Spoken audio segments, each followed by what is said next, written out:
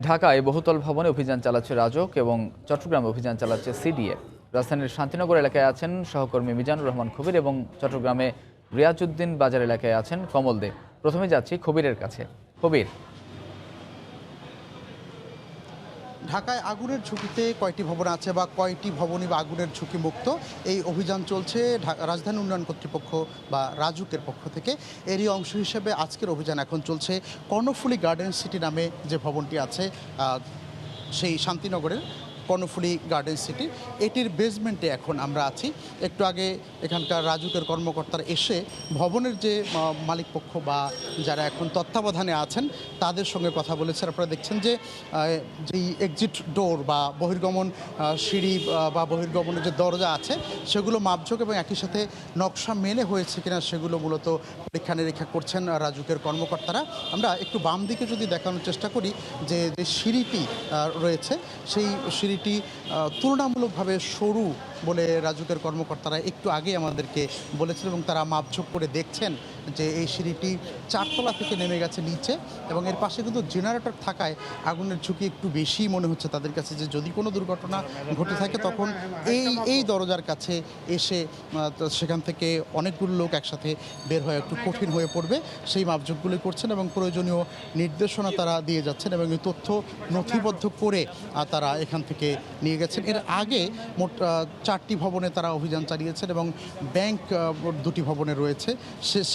সেখানেও দেখা গেছে যে নকশা বহির্ভূতভাবে কয়েকটি সিঁড়ি তৈরি করা হয়েছে এবং সেই কথা এবং এই কথাগুলো আপনার বিগত নিউজে বা সংবাদে আপনাদেরকে আমরা জানাচ্ছিলাম। এখন আমরা কর্ণফুলী গার্ডেন সিটির যে নিচতলা আছে তার পরিস্থিতি দেখালাম। আরও কয়েকটি ভবন অভিযান চলবে। তো অভিযান ঢাকার মতো চলছে চট্টগ্রামও, সেখানে সহকর্মী কমল দে আছেন, তার কাছে আমরা এখন যাব। ধন্যবাদ খবির।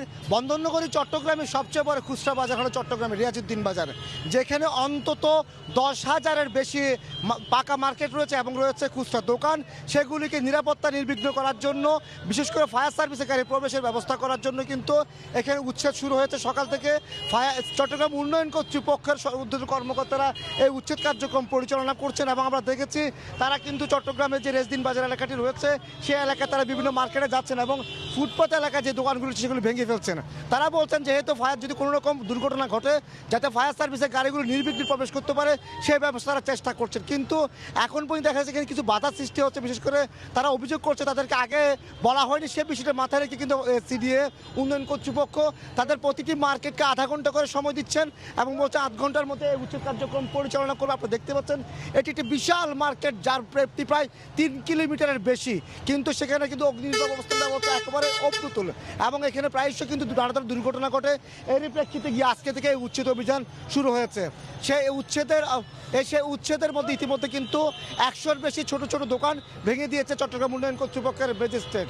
তো তাহলে উচ্ছেদ এই অভিযান চলছে এবং সেই উচ্ছেদের একটা অংশ হচ্ছে তামাকোমন্ডি লেন, রেজদিন বাজার, আমতল, এই পুরো এলাকার উচ্ছেদের অভিযান চলছে এবং উচ্ছেদের একটা অংশে আধা ঘন্টা করে সময় দেওয়া হয় প্রতিটি গলিকে এবং 8 ঘন্টার মধ্যে যারা ভেঙে নিতে পারেন তারা ভেঙে নিচ্ছে।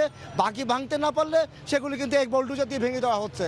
এখন তারা আমতল হয়ে 3 পোলের মাথায় এসেছেন, এখানে তারা উচ্ছেদ অভিযান চালাবেন, অর্থাৎ পুরো রেজদিন বাজারকে আগামী 2 দিনের মধ্যে তারা অগ্নি নির্বাপন ব্যবস্থা সুসংহত করবেন এমনটি ঘোষণা দিয়েছে চট্টগ্রাম উন্নয়ন কর্তৃপক্ষের ম্যাজিস্ট্রেট। এবং তারা বলছেন যত রকম বাধা আসুক তারা সেই উচ্ছেদ কার্যক্রম পরিচালনা করা যাবে, কারণ এখানকার ব্যবসায়ীরা বলছে তাদেরকে আগে থেকে সময় দেওয়া হয়নি। তো বলা হচ্ছে যে এখন পর্যন্ত উচ্ছেদের যে কার্যক্রম সে কার্যক্রমে 100-এর বেশি দোকান উচ্ছেদ করা হয়েছে। তো এখন পর্যন্ত আমার কাছে ছিল চট্টগ্রামের রিয়াজউদ্দিন বাজার, তামাকোমন্ডি লেন এবং আমতলা এলাকায় যে উচ্ছেদ অভিযান চলছে তার সর্বশেষ। দর্শক, চট্টগ্রামের রিয়াজউদ্দিন বাজার এলাকায় ভবন অভিযান চালাচ্ছে সিডিএ, সে খবর জানাতে যোগ দিয়েছিলেন সহকর্মী কমল দে। এর আগে ঢাকায় বহুতল ভবনে অভিযান চালাচ্ছে রাজউক, সে খবর জানাতে আমাদের সঙ্গে যোগ দিয়েছিলেন সহকর্মী মিজানুর রহমান খবির।